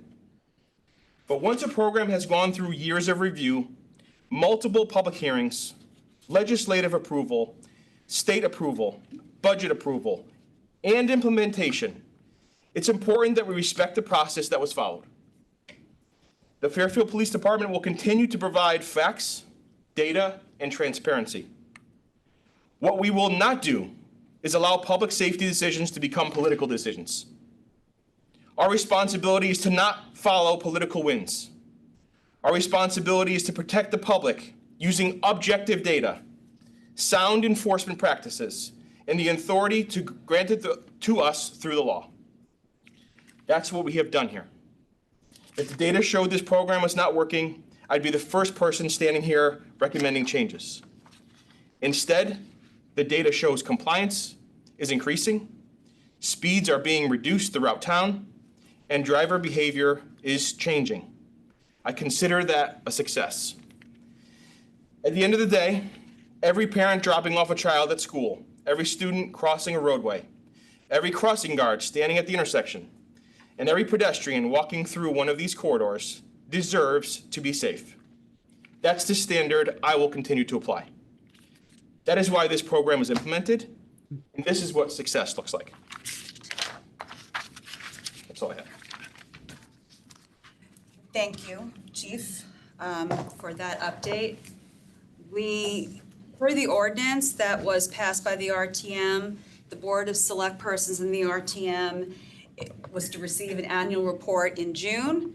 That was when we thought the program was going to go live in September or October. As you said, this has been years in the making in terms of the approval process, from getting the reduced speed in the school zones to going before the RTM, discussing the plan and getting the ordinance in place, to going to the Board of Selectpersons for approval of the contract, to going to the FTA, to submitting to OSTA, to working with OSTA to answer any of their questions, approved by OSTA, and we moved it forward. I don't view this as political at all. And I say that because members of both political parties have worked on this, have moved it forward, have approved it, and are concerned about safety on our roads. I thank the police for all of the time that they've put into the development of this plan going back to 2023. We look to you, you're the experts, and we look to you for guidance and expertise. The RTM, we've had updates at the Board of Selectpersons, since the rollout began. The RTM has requested an update from the FTA and from the police in a special meeting. So they are looking to schedule a special meeting in July to have an update. The warning period speaks for itself. I agree with you. I think based on the data we have right now, it is a success. I mean, the numbers speak for themselves. People are slowing down. And I've had many people stop me. It feels like it's just slower. They feel safe. People stop me at the farmer's market, lives across from Dwight Elementary School on Reading Road, stopped and said thank you, because I feel safe actually just walking my dog in front of my house. I get, again, going back to the change in behavior. Change is hard, and you think that you can communicate out, and there's been multiple meetings, and people feel like that their voice, they didn't have a chance to voice their opinion, or that they didn't know it was happening. I think the warning period achieved its goal, that those people that needed to be worried about these speed cameras, those that were exceeding the speed limit by over 10 miles per hour, they most likely got a warning in the mail, and the data from June shows that they changed their behavior. So I am appreciative of our town residents and our visitors who heeded the warning and are slowing down. It's going to make our children safer. It's going to make our streets safer. The RTM will be taking public comment at their meeting in July. As the chief said, we're continuing to evaluate this program. Ms. Kupchik, I know that you brought up the flashing lights. We shared that any changes to signs would need to go back in front of OSTA. That takes time. I mean, not saying that it's not going to happen and can't happen, but there's things that we can do in the short term to increase visibility that drivers are entering a school zone. And I don't know if you want to speak to that, about that we had a resident had reached out to us in May, once the warning period started, and shared the idea that even just having pavement markings before we enter the school zone would be a huge help. Because people are now, they know that the cameras are there, they want to keep their eye on the road, they want to keep their eye on their speedometer, the signs, to some are distracting, but having the road painted, you can't miss that when you're driving. And I believe we went before the FTA, or is going before the FTA for discussion and approval this Thursday's meeting, special meeting. So in 2 days, just putting it out there that the public is welcome to attend and give feedback on that. And that was just feedback that we got that we're moving forward. Ms. Kupchik, I'm the town attorney. He had a scheduling conflict. He could not be here. I know that you did request that. We checked with him in terms of the hearing process in the beginning, and just reconfirm that this is OSTA approved this plan. So we are moving forward with the plan as presented, and we will continue to have updates to the appropriate town bodies. And if we think that we need to make adjustments, we will. If we think that we need to submit another plan to OSTA, we will. And if something changes, we will learn from it. And adjust as necessary. Right now, from what I'm hearing from you and the data that I've seen from the vendor, the cameras are working. I do think that there's still questions, just logistic questions about it, opportunities for other positive feedback. So I'm happy that the RTM will be hearing from the public in July. And that's real. And I know that we've seen any of the written reports from the vendor. We're going to share that after this meeting. We just got the report of the last day, so we didn't have an opportunity to post it with the agenda, which is why I didn't share it with the board, in person, because I didn't want us to have information that the public wouldn't be able to follow along with us, especially with the numbers that were going to be shared. So we will get that information posted on the website and included in the town newsletter. We posted a video today highlighting the pass-through of the one school zone, giving the public awareness as to what to expect, what kind of signage to expect, how long it takes to get through a certain area, et cetera. Any questions? Yes, Christine. So, well, I just want to say, first of all, as somebody who's been in public office a very long time, and served as the first select person of the town, to send, as a member of the board, to send an email to our legal counsel, Cohen and Wolf, on June 10th, and then 3 repeat emails and not even get the courtesy of a response is really actually unacceptable. When I was in office, the Board of Select people wrote to the town attorney multiple times a week, sometimes every single day, with questions, and he always responded within 24 hours. So our town spends a lot of money on a legal counsel with Cohen and Wolf. They are obligated to advise every single board and commission in this town. And as an elected official, I expect a response to my question. And the question was nothing about, obviously, the speed issue. I think the cameras are a good thing. I think that the data will be more appropriate once the college kids come back, because it was devised during the time they were there in our town. And we have a unique town with 2 universities. But my question to our legal counsel, Cohen and Wolf, was about our charter. Now, yes, our police and Mike and Chief, all of you are the most amazing law enforcement agency I have ever seen or worked with.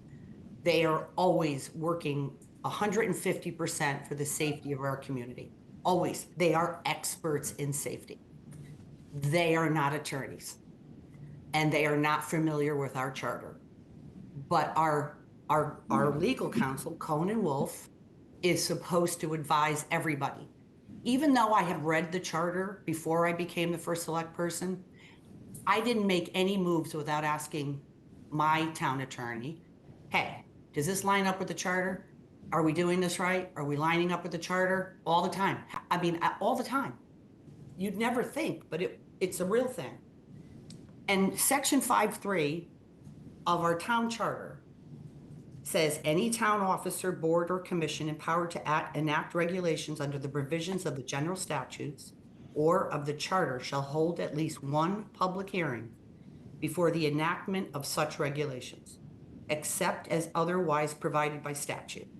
The time, place of such hearing, together with a copy of the proposed regulations, shall be published at least once, not more than 10 days and not less than 5 days before the date of such hearing.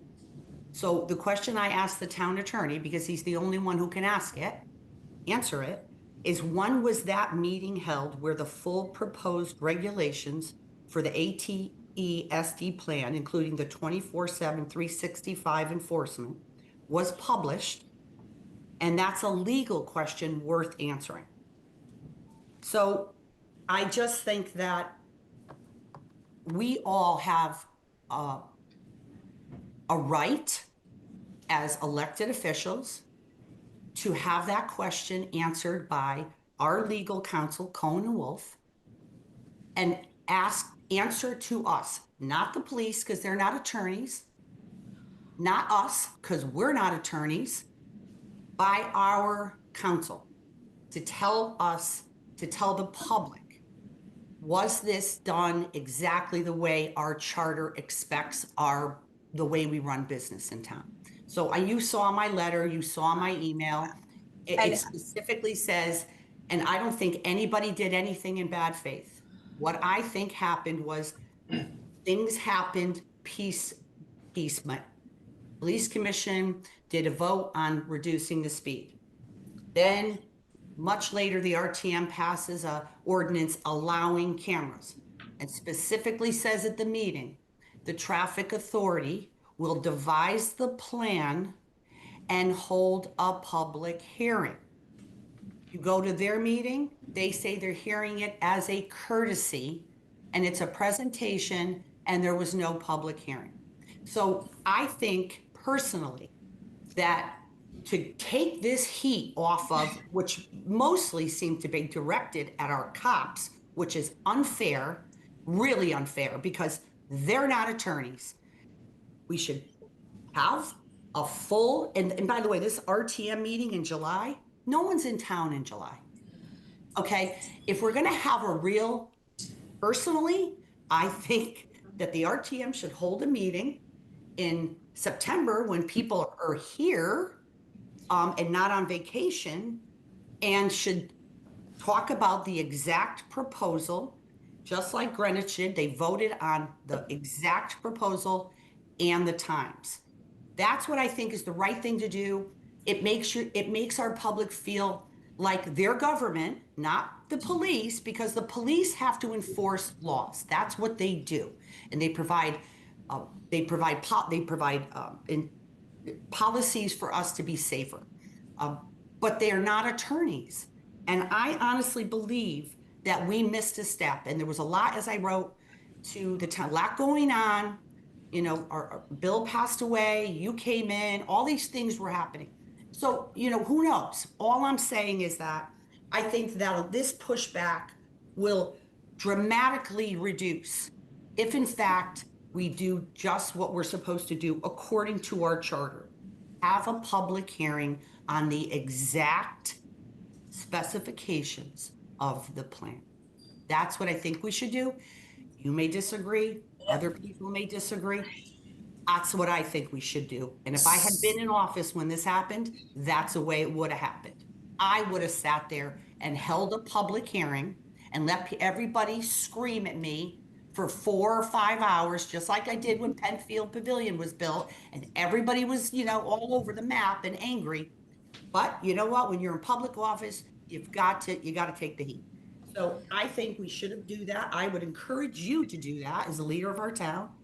And I think that the RTM meeting should not be in July. I think it should be in September. Well, just for clarification, and I don't want to, that is because they were supposed to receive a annual update. And I think that they want information and the opportunity to hear from the public and also hear directly from the police, being that it was their ordinance that moved this forward, and that a lot of the public, and we can talk about hearing and get clarification. This right here, this meeting is, I think, a public hearing. It was noticed, the public were here, they were able to give comment. No, actually, Christine, this is an agenda item for an update. Typically, agenda items for updates are. I'm talking about the no meeting. public I'm talking about the meeting itself. This meeting right here would be considered. People can't speak, and it's not. You know that it's not about. This is not a public hearing on a plan. This is an update about a plan that was already put in place. I am not suggesting that this is a public hearing about the plan. I'm just saying the meeting itself is and I will, if I'm wrong, be the first one to say that I'm wrong, that this is not a public hearing. This is an opportunity similar to RTM meetings where it's noticed, the public can participate. Granted, this one, we're not taking public comment on this unless we just make a motion to do so. Or I just break the rules and let the public give public comment. The RTM, well, the I'm not trying to make this into a public hearing on this item. I think that the RTM wants to learn more, and they can decide on the next steps. I will share, and look, if there was a step in terms of the plan needed to be approved, then we will, and it hasn't been, then we will adjust accordingly. Well, I But mean, really, to your if you look point, at to your that, point if of you- September, I think that is a good suggestion in terms of bringing everybody together, that don't want this to appear that we're trying to have a meeting when no one's around. Appreciate as well that we're entering a different phase in the program, that now people can appeal it as violations are going out in June, that there's still some questions. Wanted to give the RTM the opportunity to get more information and ask those questions. And those members of the public that are around or want to Zoom in or attend in person, it's just another opportunity for participation.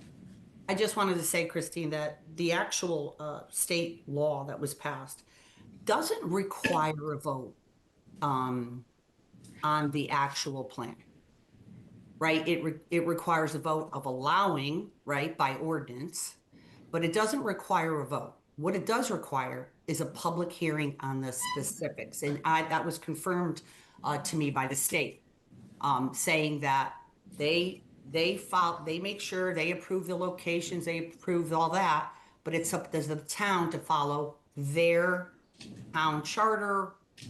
And in my opinion, we didn't do that. All right. So whether it be you, whether it be the RTM, should in fact, I think, hold a public hearing on this exact plan, because we have it, we know what it is, and then proceed. And then I think that we would be in compliance with our charter. That's my opinion.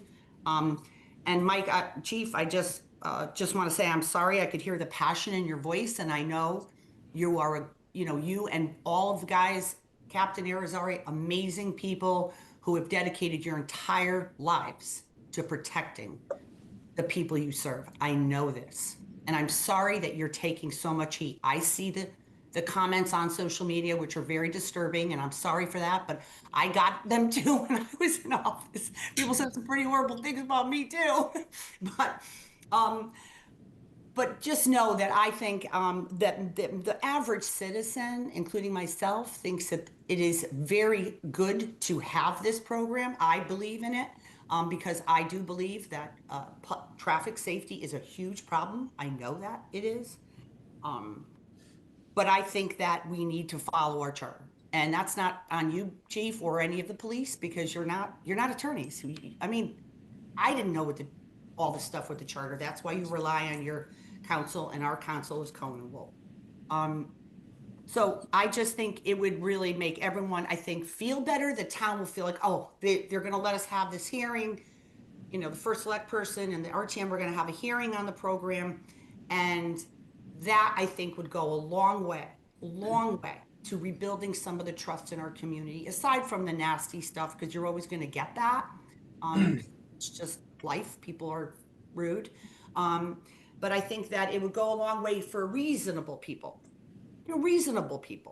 who feel that there was a skipped process here, really about our town charter, nothing to do with the state, but more the charter, our charter, which requires a full hearing, a posted regulation, at least 5 days before, with all the details of that regulation. And frankly, Chief, you wouldn't have known that. I wouldn't imagine any of the law enforcement who worked on this would know that, because you're supposed to be advised by your legal counsel. Well, in terms of taking the heat, I don't think right now, it's not the police. I think it's the town. I'm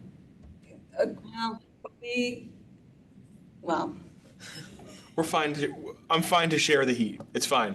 I mean, this is very much. It's not really fair. It's not really fair. But this has very much been a partnership. This is not a police first select person, RTM. We are one town, and we are working together to move this forward for the safety of our residents and the safety of our children in school zones that were identified in part because people were getting injured and tragically killed. And, I appreciate Ms. Kupchak, you recognizing that a lot of this was moving forward in July and August. at a time where there was a lot of transition on the Board of Selectpersons, in the first select person office. It was summer. We were in the midst of talking about charter. You and I were basically getting charter revision, move forward. That It was busy. But that that part of the particular- charter I read was not changed. No, not Been in there suggesting it, for a not, long not, time. not suggesting it was. But you and I, when this was moving forward and being finalized, you know, Chief Paris was not, most of this was done, he was not even the chief. Chief Calamares retired in the midst of this and was leading a lot of, majority of this work through the boards. And that if there was if we should have had a more robust meeting at that time, appreciate you recognizing other things that were at play. Right, and I just want to, you know, again, give credit to Captain Irizarry and everyone who worked on it, because they did a good job. I mean, I think they did the job they were supposed to do. I just think that this charter piece got skipped. And that would really be Cohen and Wolf's responsibility. So regardless of any of that, I still think it's a good idea to do it. I think it will take a lot of heat off. I personally feel it will. And you let people share their opinions, and there's nothing ever wrong with that.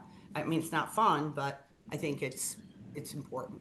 Well, Ms. Kupchak, I hope that you know that I've not served in elected office as long as you have, but having served on the Board of Ed and chaired that Board of Ed during the pandemic, you know that I am not averse to people coming and voicing their opinions, even if they may be in total disagreement. I know you're not. In total disagreement with what I might be. Pandemic survivor here too. You know, just, I appreciate that. And, you know, we'll continue to, I thank the police for their work on this and the public for the feedback, because I do agree with you. It's a good plan, it's a great plan, it's working. The amount of work and dedication that the police put into this is truly admirable. And if there's anybody feeling pushback, it's just that I don't want to see all that hard work go to waste. But I think the police are really kind of getting inundated. You know, they have so much other things to do, and they're just being swarmed by these cameras. And I feel like we could turn down the temperature by going back and having the elected officials, by the way, elected, not cops, hold a public hearing in accordance of our charter. And I just want a quick more question. Christine, do you know if there's going to be a hearing on the additional? Because I know when this first was all talked about, then they talked about rolling out a second wave of these. I'm assuming we're going to do a hearing on that. Well, yeah, right. Yes. You know, I hope so. Definitely. Do you want to speak to where we are with the other zones? Sure. Hi, everyone. Captain Irizarry, Police Department. We just received word back from Ulster that the 9 additional school zones are pending approval for some other alterations and modifications that need to be made. And that's for the reduced speed limit for those 9 additional school zones. I don't have the list in front of me, but it's quite extensive, covers almost the rest of our school zones with the exception of maybe 4 or 5. But that was sent to the Fairfield Traffic Authority for review. We elected to handle the speed camera process first in this initiative and see that through before we tackle anything further through the Fairfield Traffic Authority with regards to the 9 additional school zones. Once those revisions and modifications are made, then by the FTA, not me, then they will submit that to Ulster as a package for approval for reduced speed zones. Then, depending on the First Select Woman's wishes and the town of Fairfield, if you guys decide to expand the ATSD program to those 9 additional school zones, that's your opportunity to do so. Can I ask a question? Yes, you may. Of course. So, hi, Hector. So you're saying, okay, so right now those are at the state level for review, and then they'll come back to the traffic authority for what? What will they do? Or what are they supposed to do?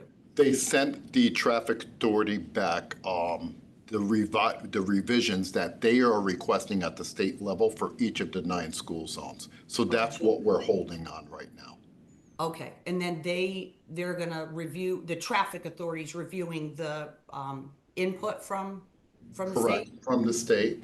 They make Okay. those revisions on the plan, resubmit it to OSTA again for final approval.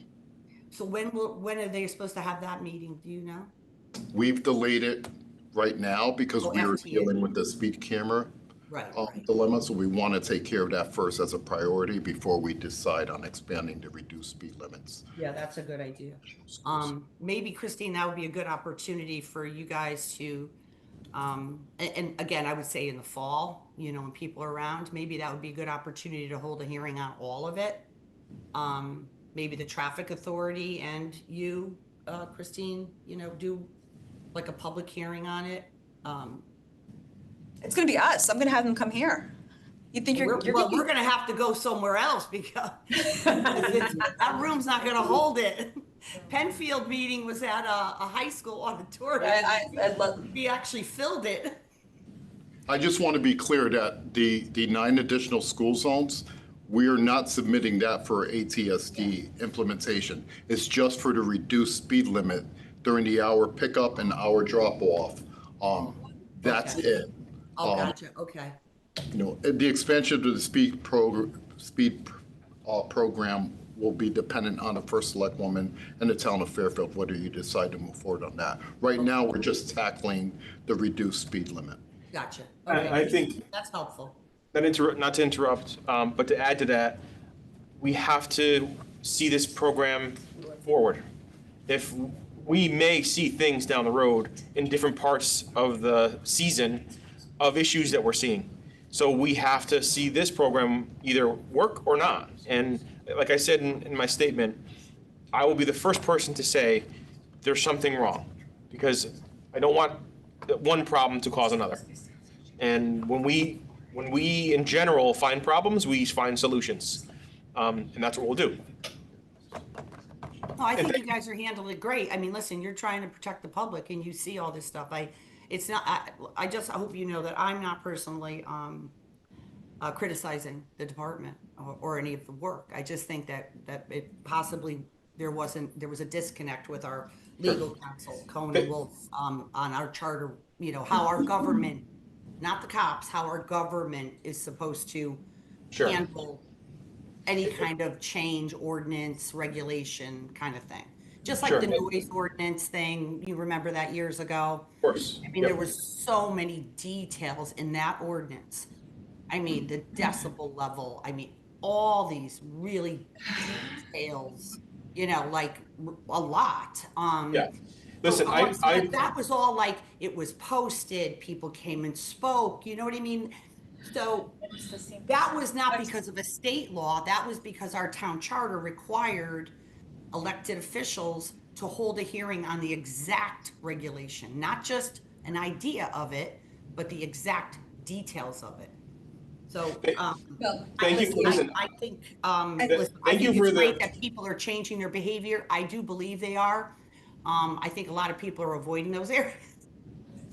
Well, thank you for the kind words. I appreciate you speaking, you know, positively regarding the police. But as the first Select Woman said, we are a team, and every piece of us is accomplishing this mission. And I think that's important because if one piece is missing, we don't succeed here in Fairfield. I mean, this program is new, and it's new in Connecticut. It's new throughout the region, but every town is being guided by OSTA, and I think that's the overall encompassing authority, because we went back and forth with OSTA as to issues that arose during the process, and as those issues arose, we addressed them and brought it back. So it's not like it was a rubber stamp of any nature. It was truly a back and forth. And again, to Captain Irizarry's credit, he put his heart and soul into this work, trying to ensure that we are covering every single base possible with guidance from OSTA. And I appreciate their expertise. The same happened in Stratford. The same happened in Milford. And as you know, and everybody refers to, Greenwich had it, and they had an issue completely different from what we, how we're being perceived to have an issue. But it's being implemented. Other towns are seeing us. We're being the model. It warms my heart to see that people are looking to us as to how things are going. So that's important also.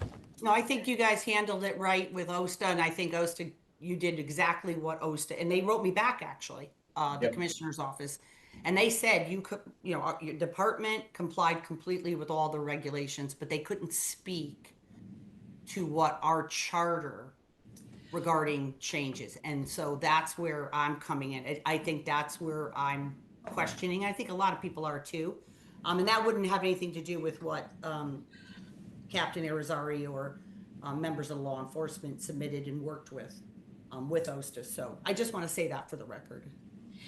Thank you, Ms. Kupchak. And just as you were talking about the ordinance, that public notification in terms of being posted and getting the ordinance for this program, that was the exact same process. And correct me if I'm wrong. The noise ordinance and this ordinance went through the same exact process at the No, RTM. I think, Marcy, what happened was that the RTM voted to allow the use of the camera. If you go back and watch the meetings and read the minutes, and the one of the co-sponsors of the RTM specifically said at that meeting that the RTM would then send it to the Fairfield Traffic Authority to devise the plan and hold the public hearing.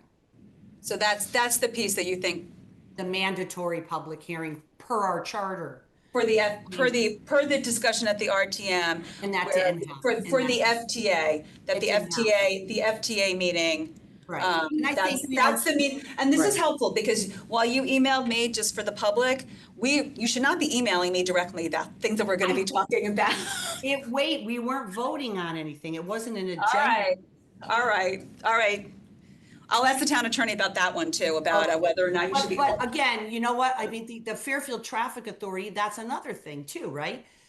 We used to have the police commission managing these items, and then it got changed. So now we have this new group of people who aren't as, like, I think, experienced as the police All right. commission, because so I think that there was a lot of stuff, and maybe they didn't know they were supposed to hold it. Maybe they didn't get advice from Cohen and Wolf. I don't know.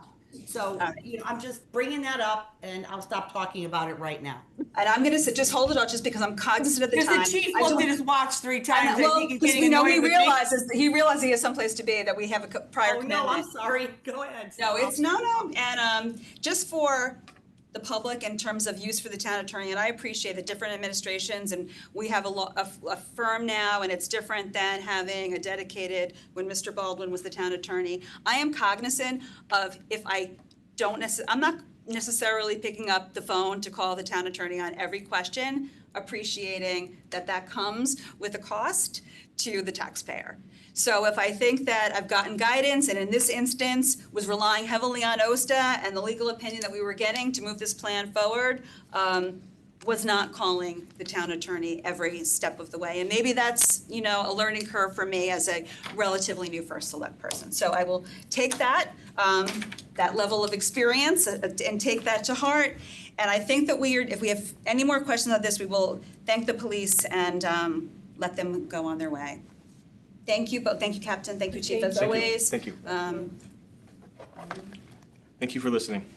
Thank you for the presentation. And again, we will have something posted, just more of those data points online. All right, moving on to agenda item 17, to review and approve the draft minutes of May 19th, 2026 and June 2nd, 2026. Can I have a motion? So moved. Second? Any discussion? No. Seeing none, back to the board for a vote. All in favor? Aye. Motion carries. Refunds. To consider and act upon tax refunds as recommended by the tax collector in the amount of $7,099.99. So moved. Second. Second by Ms. Kupchak. Any discussion? Any public comment? Seeing none, back to the board for a vote. All in favor? Aye. Motion carries 3-0. All right, first select persons update. Aquarian. So, as you know, there was back and forth that Aquarian was sold by Eversource to the Regional Water Authority. It was before Pura. Pura denied the sale. There was a reconsideration, and then Pura ended up approving the sale when it got remanded back. And we are appealing this, that we think that it should not have been remanded back to Pura. But in the midst of that, the OCC and the Attorney General could have appealed Pura's decision. They decided not to appeal the decision. So since Pura's final decision to approve the sale replaces the initial decision, and no party has appealed the final decision, legal counsel, our legal counsel, and just as a reminder, we're working with Westport and Ridgefield and New Canaan to retain legal counsel to represent us, as well as working with MetroCog. They believe that at this point, our appeal is moot and should be withdrawn. So sadly, the legal processing for the sale of Aquarian has reached its legal end. We withdrew our appeal on the decision to remand, being that there wasn't an appeal. That doesn't say that the fight is not over. Still have serious concerns about the governance structure that I think that can be fixed, a legislative fix. It didn't happen this past session, but when the General Assembly's back next time, I think that they need to go back and look at the legislation for both pilot payments, I'd be advocating for, and just the representative policy board, which ultimately makes a lot of decisions for the RWA. So I'm sorry to share that news with you publicly, but that's. Christine, we think that whoever was representing us could maybe give us even if it's an executive session, if it's warranted, but just kind of how this is going to impact us now, and I think that we're going to, have to wait and see. If it doesn't, it's going to now, being that the RWA is quasi-public, we won't be collecting tax revenue on Aquarian property. We'll be getting pilot payments instead. The rates now will not have to go before PURA as a regulatory agency. So from a fiscal standpoint, those are two major concerns. Yeah, that's a concern. Right now, the representative policy board, the makeup of it, members of the RWA have majority as opposed to the municipalities. I think that that's something that we should be advocating, but we can talk about an executive session just in terms of next steps from a legal standpoint. But I just wanted to share it publicly with the board, and that's why we had to move forward with appointing Ms. Vergara to serve as Fairfield's representative on the policy board, because they're going to start making decisions.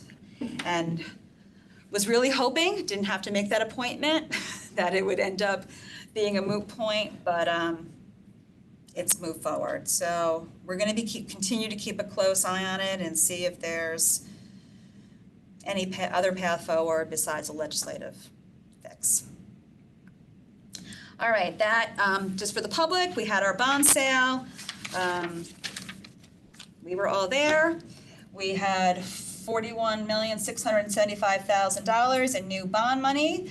The winning bidder was Raymond James with an offer of 3.36%. We also put out $4,445,000 in bond anticipation notes, bands. The winning bidder was Hilltop with a winning rate of 2.68%. The settlement date for those funds will be July 2nd. We have the paperwork here that needs to be signed. Was hoping we'd all be here together, so Jen Carpenter will get in touch with you, Brenda, just about getting your signature on Yes, those. yes, definitely. July 4th, coming up before our next Board of Selectpersons meeting. It's hard to believe that we're, 250 years old as a nation. But lots of celebrations. The fireworks are July 3rd in Fairfield. The rain date is July 6th. Fireworks will begin after dark around 9:15. There will be road closures south of the Post Road. I encourage everybody, if you're heading down to the beaches, to check the police department's website for full information on what roads are going to be closed. We'll also be sending out in the town's newsletter and posting on social media. There are going to be tow-away signs on some of the roads. So I think after 5 o'clock, if your car is still parked in one of those zones, you will get towed. So I encourage you not to park there. In addition, the Declaration of Independence is going to be read on the town green as it is each year at 10 a.m. The Fairfield Museum is working in collaboration with the town to host Fairfield's Fourth Fest, which is from noon to 3 p.m. on the museum commons. There's going to be music and live performances, games, children's activities, and a beer garden. And there are events in Hartford that Selectpersons follow. We were asked to send a representative to recommit to the Declaration of Independence. Exciting. So Marcy is going to head up to Hartford and recommit on Fairfield's behalf to the Declaration of Independence. So thank you for taking time off of your holiday to make the trip up there. If anybody wants to head up to Hartford, There's a lot of ceremonies. there is a going on lot there. of ceremonies going on up there as well. Yeah. That's awesome. Take pictures, Marcy, so we can see them. I will, definitely. Very, very exciting. All right. I also want to just, since our last meeting, I'm sure you know that we had a fisherman that went missing off the reef 2 Saturdays ago. He was recovered in Stratford on Saturday. Just on behalf of our community, our thoughts and our prayers continue to stay with his family. I want to commend the police department and the fire department and all the municipalities who rushed to Fairfield on that Saturday morning for rescue and recovery efforts. We know we've unfortunately every few years it's a dangerous, people going out too far and they don't necessarily know the tide's going to be coming in as quickly as it does. So there's signage there now in English and in Spanish. We're going to be looking again at the signs to see if there's anything else we could do just to increase visibility for people that are going out there, especially visitors from other towns. This fisherman wasn't a Fairfield resident. He resided in Queens, New York. And it's always a sad, loss of any sort of life. Something to be, take a moment just to thank our first responders and his family.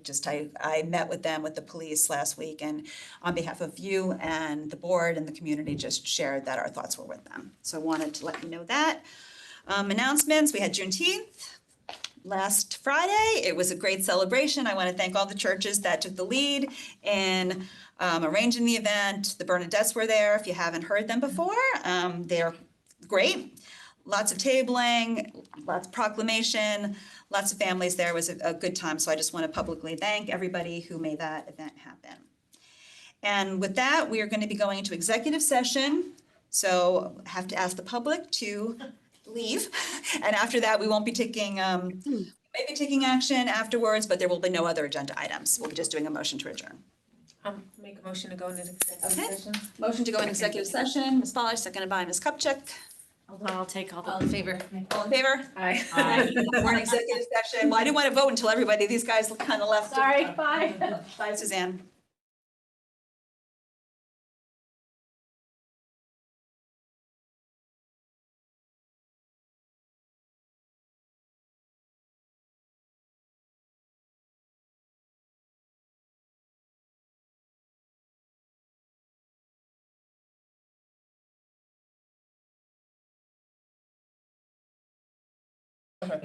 Executive session with attorneys Dennis Doreo and Kimberly Bossi to discuss pending claim litigation, Robert Mayer versus the Town of Fairfield, possible action to approve agreement after executive session. Can I have a motion? So moved. Second. Brenda, second. All in favor? Aye. All right, we are now officially in executive session.